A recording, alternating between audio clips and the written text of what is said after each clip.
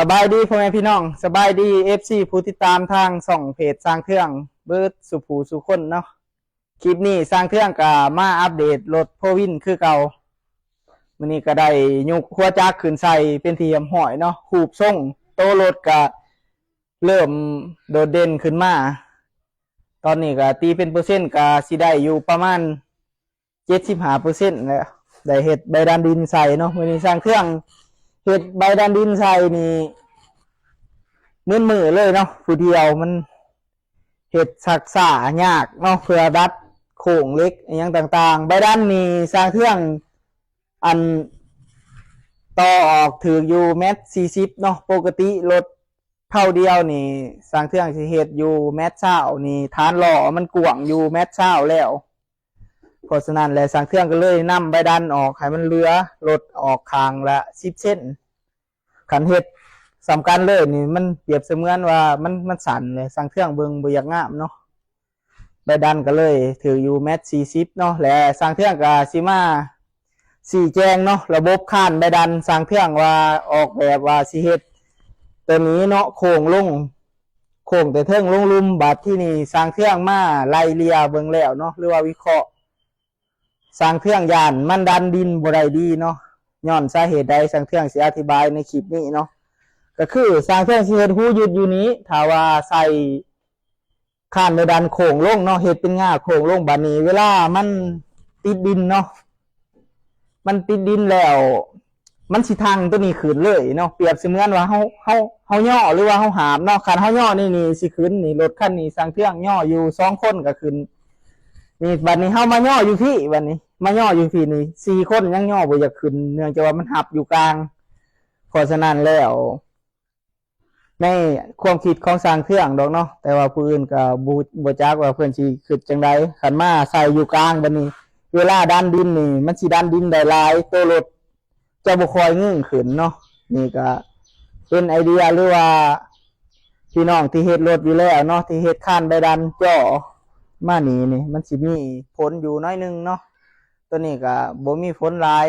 ถ้าว่าอยากเอาวิธีของสร้างเครื่องไปนำใส่ก็เอาไปเนาะก็สำหรับรถคันนี้เป็นรถของสร้างเครื่องเองถึงเดินทางมาตอนนี้เนาะก็ได้เฮ็ดตะกองเนาะได้เฮ็ดเกียร์เนาะข้างนี้ซอยเลี้ยวอยู่ข้างนี้ส่วนที่เหลือก็คือย่างแต่ติดตั้งระบบไทยแล้วก็ติดตั้งปั๊มไฮดรอลิกเก็บรายละเอียดเนาะเฮ็ดโครงหลังคายังใส่ก็ถือว่าอยู่ในขั้นตอนสุดท้ายเนาะย้ำว่ารถคันนี้เนาะถ้าว่าพ่อแม่พี่น้องคนใดสนใจเนาะจับจ้องอยากได้รถโพวินเนาะหรือว่าอยากจองคิวเอาคันใหม่บ่แม่นคันนี้เนาะสร้างเครื่องกระหับเฮ็ดเนาะหรือว่าเผาเดียว2เผาจังซี่เนาะสร้างเครื่องกระหับหมดแต่รถคันนี้สร้างเครื่องวางแผนไว้ว่าถ้าว่าแล้วหน้าถ้าว่าพ่อแม่พี่น้องคนใดสนใจอยากได้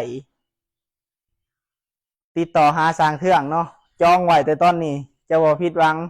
เพราะว่ารถไถนาดัดแปลงแต่ละคันถ้าได้แล้วออกไปเนาะก็มีพ่อแม่พี่น้องจับจ่องอยากได้เนาะส่วนว่าสิไปอยู่แข้งใดหรือว่าเมืองใดคันนี้ก็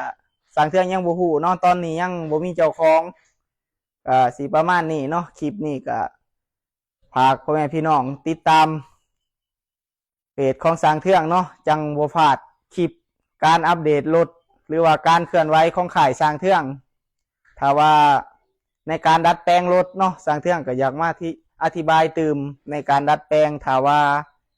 บ่มั่นใจจังซี่ลูกค้าอยู่ต่างแข้งเนาะอยากเฮ็ดรถนำสร้างเครื่องก็หาเฮ็ดคือกันเนาะแล้วก็ฝากเมื่อให้ส่วนค่าฝากค่าหยังแม่นลูกค้าต้องจ่ายเองบัดนี้ถ้าว่าบ่มั่นใจแล้วติดตามเพจของสร้างเครื่องก่อนเนาะ4-5 เดือนหรือว่า 2-3 เดือนเบิ่งการเคลื่อนไหวของสร้างเครื่องเนาะสร้างเครื่องดัดแปลงรถมีความมั่นใจแล้วจังมาดัดแปลงบ่แม่นว่าสั่งเนาะลูกค้าบางคนก็บ่ฮู้ระบบก็แม่นเนาะว่ารถมีปลายทางบ่จังซี่เนาะสร้างเครื่องก็บ่ได้เฮ็ดจังซั่นเนาะเกิดว่าพากรถเมื่อให้ลูกค้าและลูกค้าบ่โอนเงินเมื่อให้สร้างเครื่องเนาะสร้างเครื่องก็